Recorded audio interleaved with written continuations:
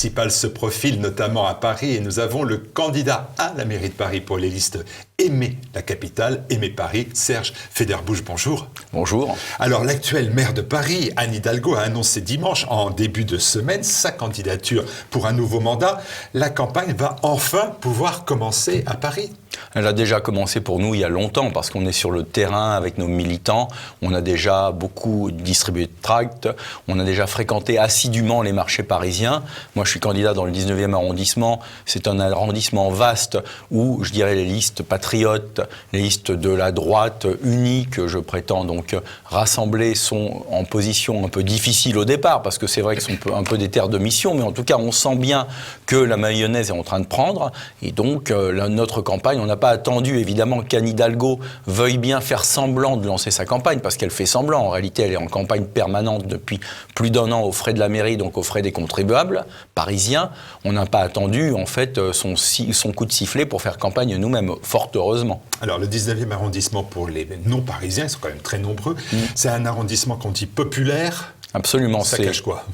Populaire, en termes simples, c'est l'arrondissement le plus pauvre de Paris. Si on prend les chiffres des revenus par ménage qui y réside, c'est l'arrondissement où, ça présente aussi un bon côté des choses, où le prix de l'immobilier a le moins augmenté et où on peut encore, de moins en moins d'ailleurs malheureusement, mais trouver à se loger dans des conditions qui ne sont pas trop onéreuses et à acheter un appartement, même si ça devient en réalité même là-bas aujourd'hui impossible pour des gens qui n'ont pas un capital de départ. Donc c'est un arrondissement où il y a effectivement une forte propension d'immigrés, mais pas que. Il y a aussi, des familles d'un prolétariat français dit de souche, on ne sait plus comment appeler les choses désormais, mais qui est là depuis longtemps, avec des gens qui sont là depuis 3, 4 ou 5 générations, qui travaillaient dans les anciennes usines, qui ont disparu, qui ont souvent d'ailleurs été remplacés par des programmes de logements sociaux où on a mis beaucoup de clientèle importée par Bertrand Delanoë et Anne Hidalgo dans des logements pour faire masse électorale. Donc c'est un arrondissement qui est effectivement populaire. Il y a de gauche. Depuis Delanoë, de gauche. Depuis même avant l'élection de Delanoë, c'est un des arrondissements qui ont basculé les premiers en 1995. Alors, Anne Hidalgo, on revient à elle, promet une campagne, je cite, très axée sur l'écologie, avec notamment une ville 100% vélo. Son mot d'ordre est de continuer à transformer Paris. C'est une attitude très volontariste, très offensive finalement. On l'attendait sur la défense de son bilan et on voit que, au contraire, elle attaque. En fait, c'est la meilleure défense, c'est l'attaque. Comme son bilan est catastrophique dans tous les domaines, plutôt que de parler du bilan, elle est dans une posture maximaliste. Elle va parler de l'aggravation des problèmes qu'elle crée et qu'elle a créés en prétendant que ce ne sont pas des problèmes. Donc c'est une tactique vieille comme le monde. La réalité, les Parisiens la voit tous les jours. La réalité, c'est quoi ? C'est la congestion complète dans la plupart des grandes artères de la capitale aujourd'hui, et la grève dans les transports en commun a montré que ces aménagements sont ineptes. En fait, Hidalgo prétend que ça montre que l'usage du vélo, justement, augmente. C'est vrai qu'il y a des gens qui se rabattent sur le vélo, mais il y en a beaucoup plus qui retrouvent l'usage de l'automobile, du scooter ou de la moto. Et donc, dans les maigres portions de la chaussée qui leur sont laissées, on a un engorgement total. Donc, ce réaménagement de la voirie qui a été fait par la mairie a montré qu'il n'était pas robuste face à une crise. Et puis, il n'est pas de toute façon pertinent du tout, c'est-à-dire qu'on est en permanence dans de la congestion sur certains axes, le boulevard Saint-Germain ou le périphérique ou les quais hauts, puisque désormais la voie express rive droite, donc Pompidou, a été fermée complètement, et tout ça produit des résultats tout à fait contre-productifs. C'est la même chose dans tous les domaines. Si vous prenez bout à bout tous les aspects essentiels du bilan d'une mandature, c'est la catastrophe. C'est la catastrophe en matière de logement. Aujourd'hui, il y a beaucoup plus de demandeurs, il y a plus de 2 fois plus de demandeurs de logements sociaux qu'en 2001, alors pourtant que des milliards d'euros, sans doute plus de 10 milliards d'euros, ont été dépensés à cette fin pour préempter des immeubles qui font en fait monter le prix de l'immobilier. Donc point par point, sujet par sujet, on a un bilan catastrophique. Alors Hidalgo, elle n'a pas envie qu'on lui parle de ce bilan, évidemment, donc elle va aller dans la surenchère dogmatique. C'est le propre des dogmes. Comme ils échouent, ils vont plus loin. Ils accentuent en fait les défauts en prétendant les faire oublier et en prétendant que ce sont des qualités. C'est vrai pour tous les dogmes, c'est vrai pour les dogmes qui président aujourd'hui à la mairie de Paris. J'ai un document devant moi. Le bilan de la mairie de Paris, c'est des zones de non-droit partout dans la capitale, l'insalubrité partout, l'explosion de la délinquance, le mépris social, aucun soutien pour les familles, l'anarchie dans les rues et la paralysie de la circulation, une écologie dogmatique sans effet sur la santé des Parisiens. Ça pourrait être votre programme, mais bien c'est celui de Rachida Dati. Elle prend votre programme ? Ah bah, elle a même pris le slogan récemment. Donc on avait donc le slogan de Sauvons Paris. Et j'ai constaté, vous savez, j'ai quand même l'impression qu'on est un peu surveillé parce qu'ils n'ont pas l'air d'avoir beaucoup d'idées chez Rachida Dati. Et effectivement, les principaux thèmes et même les principaux termes que nous utilisons maintenant depuis des mois, même plus d'un an, dans nos tracts, eh bien, on les retrouve chez les Républicains. Bon, vous savez, moi, ça me dérange pas. Hein, je vis ça comme un hommage du vice à la vertu. Et donc, si les Républicains, mais moi je n'ai d'ailleurs rien contre eux, ce que je voudrais c'est qu'à un moment ou un autre, ils nous rejoignent, puisqu'ils sont d'accord sur tout finalement.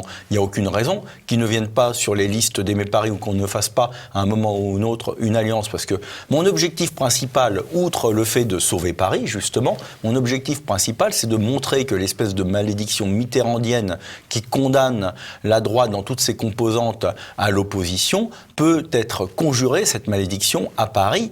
Parce qu'on a affaire justement à l'endroit précis où la nocivité de ce qui reste de la gauche et la nocivité du macronisme sont les plus délétères et les plus difficiles pour la population. On a l'endroit justement où macronisme et socialisme montrent le plus leur échec. Et puis leur similitude aussi, parce que malgré tout, bon, Griveaux ou Villani, c'est bonnet blanc et blanc bonnet, rose bonnet et bonnet rose avec Hidalgo. Tous ces gens-là, de toute façon, sont d'une espèce de surenchère écologiste.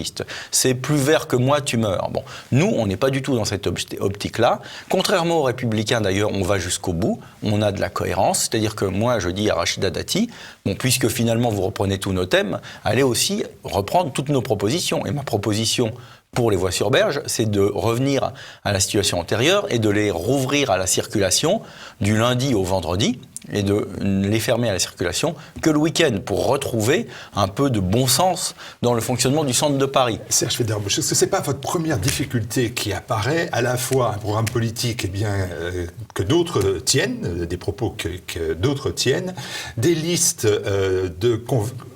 avec une volonté de rassembler toutes les droites, mais des listes dissidentes dans tous les arrondissements qui vont se situer entre vous et les Républicains, et un soutien du Rassemblement national qui est très fort, mais qui n'est pas très payant dans la capitale où il est mal implanté.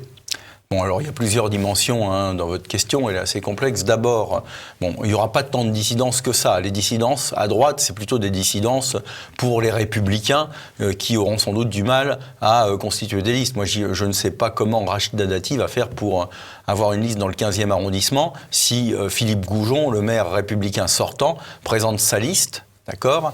Et que 98% des militants républicains du 15e arrondissement sont derrière lui. Il faut quand même 55 candidats, ça va être quand même une situation extrêmement difficile pour elle. Même chose dans le nord de Paris, vous voyez.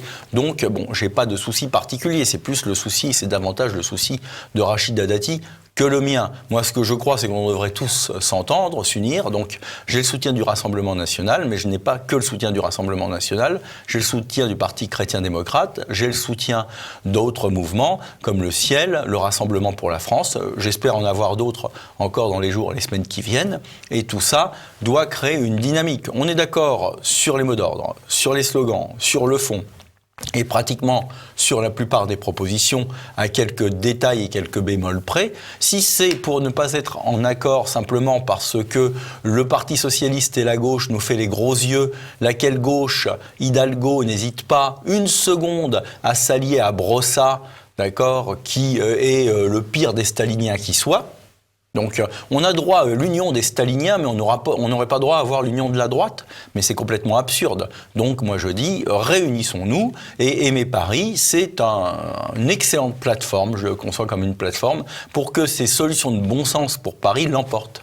Alors, autre question qui est importante, est-ce que vous aurez des candidats dans tous les arrondissements? Je crois que ce sont maintenant dorénavant 17 listes à Paris, puisqu'il y a des arrondissements qui sont regroupés en une seule liste, premier, deuxième, troisième, quatrième, le cœur, hein, si je ne me trompe pas, Paris capitale. Centre, oui. Merci. Est-ce que vous serez présent dans tous les arrondissements? Je dis ça parce que le porte-parole du Rassemblement national, le député Sébastien Chenu, a reconnu que son mouvement rencontrait des difficultés à trouver des candidats au municipal, comme d'ailleurs tous les mouvements politiques. Est-ce que c'est aussi le cas pour vous à Paris? Bon, alors nous aurons de toute façon, bien entendu, des listes partout. Alors je ne dis pas que c'est une vallée de roses et que c'est simple à obtenir, parce qu'il y a une forme de désenchantement à l'égard de la politique, parce que quand on a une offre politique un peu nouvelle de rassemblement comme je l'ai, on peut parfois surprendre. Cela étant, j'en profite, puisque vous me posez la question, pour lancer un appel à tous ceux qui nous écouteront. On est face à une municipalité extrêmement nocive. La municipalité d'Hidalgo pourrit la vie des Parisiens. Tout le monde s'en plaint.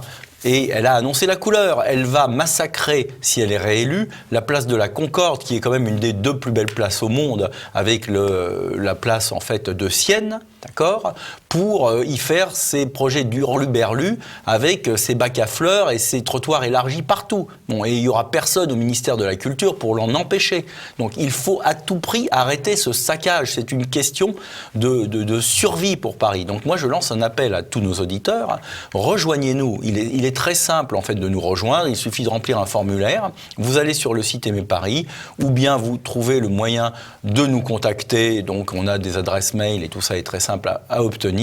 Et rejoignez-nous sur nos listes, parce que il faut faire masse, il faut faire nombre, il faut faire front contre le déclin de Paris, contre sa paupérisation, contre la saleté. Ça ne sert à rien de se plaindre ensuite et de pleurer en disant « Ah, mais c'est vrai que les rues sont sales, c'est vrai qu'on ne peut plus circuler, etc. » alors qu'on a eu la possibilité et qu'on aura la possibilité et que tous les gens qui nous écoutent auront la possibilité, les 15 et 22 mars qui viennent, de participer, moyennant un effort très réduit, à ces listes qui permettront justement de mettre un coup d'arrêt à cette évolution délétère pour notre ville. Alors, les listes, nous sommes à 2 mois des municipales. Vous avez donc indiqué clairement qu'il y aura 17 listes à Paris. Est-ce que vous pensez que les sondages qui vous créditent de 7% actuellement sont exacts ou ils sont minorés? Moi, je pense qu'ils sont minorés. J'ai compris d'ailleurs comment ils fonctionnent. J'ai saisi la commission des sondages qui, d'ailleurs, ne m'a pas répondu. J'ai l'impression qu'ils répondent à qui ils veulent bien répondre. Donc, que se passe-t-il? Ils nous présentent systématiquement en dernier. C'est-à-dire qu'ils font des sondages soit auto-administrés, soit au téléphone.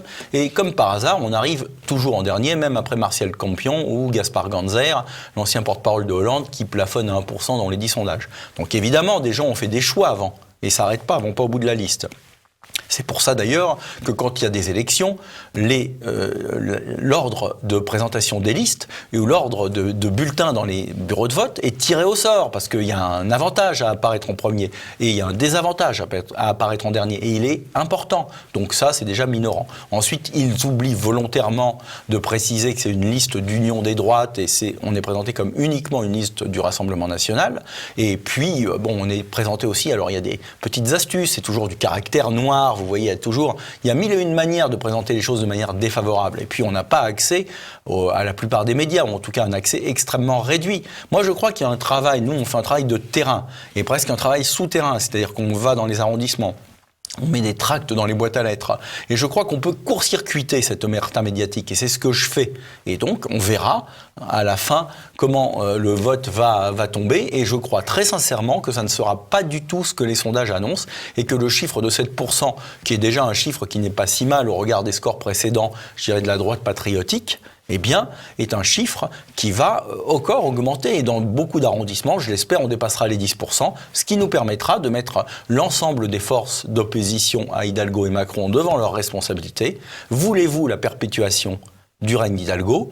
Voulez-vous qu'un blanc-seing soit donné à Macron et que Macron transforme la ville de Paris en sous-secrétariat d'État aux affaires parisiennes, avec un strapontin pour un maire, pour Griveaux ou Villani au gouvernement, un strapontin obscur dans un coin d'ombre? Ou voulez-vous que Paris retrouve la pleine maîtrise de sa destinée avec des politiques qui vous protègent de la saleté, de l'immigration et de tout ce qui ne va pas aujourd'hui à Paris? Serge Federbusch, je vais faire un peu comme dans la presse mainstream, c'est-à-dire je vais vous parler du second tour avant que le premier se soit déroulé. je comprends bien, vous êtes dans le 19e arrondissement, quartier populaire, vous êtes élu, vous faites plus de 10%, vous êtes donc a priori au conseil municipal, au conseil d'arrondissement, pardon, du 19e arrondissement, puis vous allez au conseil municipal de Paris, au conseil de Paris et aussi au conseil départemental. C'est comme ça que ça fonctionne, je crois. Ben, il n'y a plus, enfin le conseil de Paris, c'est à la fois un conseil municipal et un conseil départemental. Bon, qu'est-ce que vous y faites? Mais même si vous avez un groupe, vous y faites quoi? Vous y travaillez pour qui? Pour quel maire? Mais ce qui va se passer très probablement, c'est que les effets pervers du scrutin PLM, de la loi qui donne une prime majoritaire importante, vont s'annuler entre arrondissements. Et donc, il est très possible qu'il n'y ait pas une majorité claire au Conseil de Paris et que Hidalgo, si elle est légèrement en tête, soit en plus complètement sous la coupe et avec le pistolet vert sur la tempe. C'est-à-dire qu'elle devra obéir au doigt et à l'œil à des maximalistes écologistes qui veulent, quand même, il faut le rappeler, ainsi que Villani d'ailleurs, interdire l'automobile à Paris. C'est-à-dire que si on les laisse faire, si Hidalgo est réélu dans 2 mois, on n'aura plus le droit, à un moment ou à un autre, vous verrez, on dit toujours ces gens-là ne vont pas aller jusqu'au bout, mais non. Mais si, ils vont jusqu'au bout. Ils ont mis le bazar et le souk, place de la Bastille ou place de la Nation et partout ailleurs, place de la République. Donc ils iront jusqu'au bout. Et si les Verts sont en position dominante dans une majorité fragile d'Hidalgo, ils lui dicteront leur loi et ils interdiront la voiture à Paris parce que Hidalgo, elle s'en moque. Tout ce qu'elle veut, c'est rester dans son bureau de maire. Elle est tout à fait prête, c'est une bureaucrate de bas étage, je le dis très clairement, elle est tout à fait prête à sacrifier tout à Paris et toutes les grandes décisions aux Verts pourvu qu'on lui laisse son bureau de maire. Donc si les gens veulent se dresser contre cette situation, ben, je crois qu'ils doivent nous rejoindre. Et d'ailleurs, j'ai oublié peut-être de leur dire quel est le modus operandi le plus simple, eh bien qu'ils s'adressent directement à mon adresse mail, serge@federbush.fr, et là, je leur répondrai, ou mes équipes leur répondra pour justement des candidatures, donc serge@federbush.fr. D'accord, et en vous écoutant, on se dit que finalement, le tout sauf Hidalgo, ça s'appelle Griveaux. Mais Griveaux, c'est comme Hidalgo, mais c'est le Paris Dry, si j'ose dire, comme le Canada Dry, c'est la même chose qu'Hidalgo. Il sera tout comme Hidalgo vendu à certains intérêts privés, aux Halles par exemple. Le dossier des Halles, cette campagne municipale dans les 2 mois qui restent, va sans doute être l'occasion de le rouvrir. Il y a quand même un scandale majeur, 1 milliard d'euros dilapidés. Et que faisait M. Griveaux? Il était directeur de la communication du groupe Unibail, qui est le groupe qui a bénéficié de cette dilapidation. Si vous croyez qu'à un moment ou à un autre, Benjamin Griveaux va faire, alors qu'il était l'employé du groupe qui a bénéficié de ça, autre chose que continuer à faire l'œuvre néfaste d'Anne Hidalgo, en aucun cas il ne le fera. Ça sera la même chose sur tous les grands dossiers. Et il n'a aucunement l'intention de lutter contre la politique absurde et traumatisante qui harcèle les automobilistes, les scooters ou les conducteurs de moto. Il n'a aucune intention. Il n'a aucune intention de revenir sur les aménagements les plus aberrants. Il n'a aucune intention de faire prévaloir même l'esthétique et la beauté de Paris. Quand vous voyez le couloir de vélo, le couloir cycliste qui a été installé, vous voyez, entre le quai de la Tournelle et quai Voltaire, enfin un des plus beaux endroits de Paris sur les berges de Seine, rive gauche, alors qu'il y a une esthétique du pavé gris. Ils ont mis pour faire ce couloir une espèce de bitume noir avec des grosses, énormes bandes blanches. C'est une honte, et c'est une honte aussi pour le ministère de la Culture.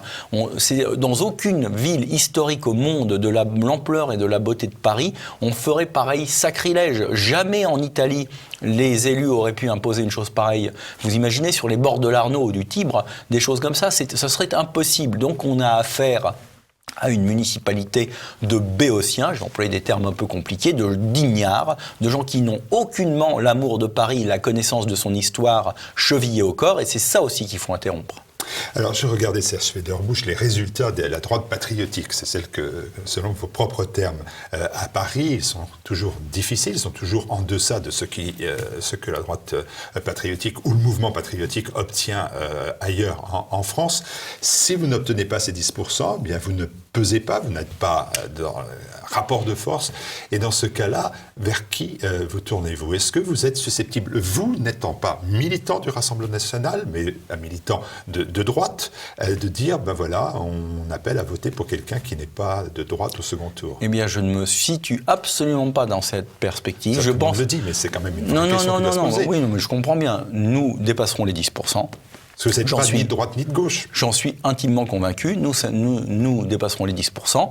Bon, et ensuite, très probablement, nous n'appellerons à voter pour personne si les gens ne font pas de gestes et n'adoptent pas les grandes lignes de notre programme. Quitte à faire passer Hidalgo. Mais écoutez, de toute façon, vous savez, si vous avez une fausse opposition, une opposition de Sa Majesté qui fait la même politique qu'Hidalgo, autant que les choses soient claires. De toute façon, je pense très sincèrement qu'Hidalgo ne repassera pas en tant que tel. Tout le monde vous dit, l'IB, qui est à son service, effectivement, a titré un boulevard pour Hidalgo. Mais il n'y a aucun boulevard, parce que, en fait, les résultats vont être très contrastés entre les arrondissements et ils sont loin d'être sûrs de pouvoir être en tête au deuxième tour. La coalition des Verts et d'Hidalgo qui s'annonce, parce que très probablement ça sera ça à la fin des fins. La meilleure preuve de cette situation, c'est de voir quel est le comportement de nomadisme électoral d'Hidalgo. Elle a fui, elle a déserté piteusement le 15e arrondissement alors qu'on a des enregistrements d'émissions où elle disait qu'elle était mariée au 15e arrondissement à la vie et à la mort, d'accord ? Elle déserte piteusement le 15e arrondissement pour aller se réfugier dans le 11e parce qu'elle-même n'est pas sûre de pouvoir être élue, ne fût-ce que conseillère de Paris en restant dans le 15e, parce qu'il va y avoir beaucoup de listes et le scrutin est ainsi fait que si la liste socialiste est 5e socialo-communiste, d'ailleurs il faudrait retrouver cette vieille expression, la liste socialo-communiste est 5e ou 6e, d'accord, elle ne sera pas élue. Et donc, inutile pour elle de prétendre briguer la mairie de Paris. De la même manière qu'elle n'aura aucune légitimité, même si elle est élue conseillère de Paris, ric-rac dans le 15e arrondissement, pour prétendre être maire de Paris, alors qu'elle aura été élue sur un strapontin. Donc, en fait, on voit bien qu'elle-même n'est pas du tout convaincue de la solidité de sa majorité et du fait qu'elle va gagner. Et c'est pour ça qu'elle se réfugie dans l'arrondissement le plus à gauche, qui est le 11e arrondissement, en deuxième position.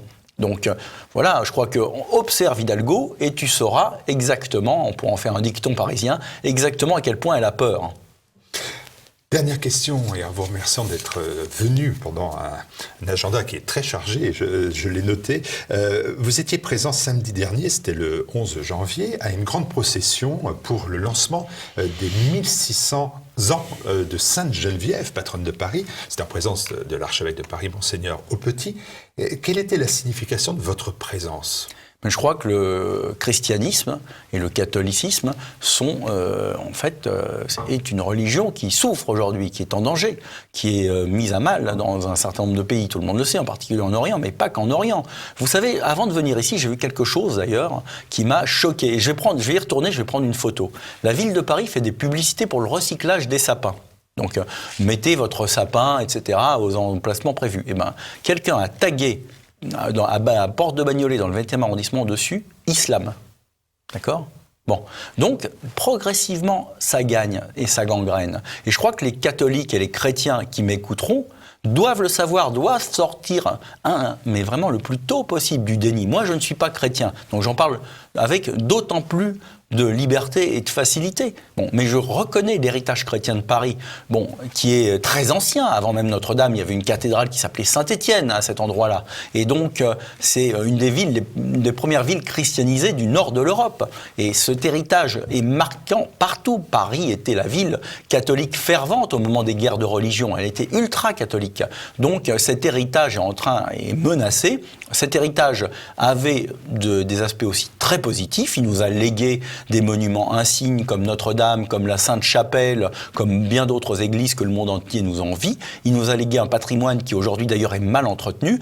Et moi j'entends, comme maire de Paris, défendre bec et ongle, même si je ne suis pas chrétien, ce patrimoine. Et d'ailleurs je m'étonne d'avoir été le seul candidat, hormis Anne Hidalgo, le seul à être présent ce jour-là, alors que Sainte-Geneviève est la sainte patronne de Paris et qu'elle a joué un rôle déterminant dans l'histoire de Paris au moment justement des invasions qui nous venaient à l'époque de l'Est. Voilà, Sainte-Geneviève la résistante, ça c'est quelque chose qui vous parle. Voilà. Merci beaucoup Serge Lederbusch, merci. Merci. Courage, et j'ai bien compris donc que vous étiez à la fois assuré d'avoir vos listes à Paris et que vous demandiez le soutien des Parisiens pour y arriver. Merci à vous. À bientôt.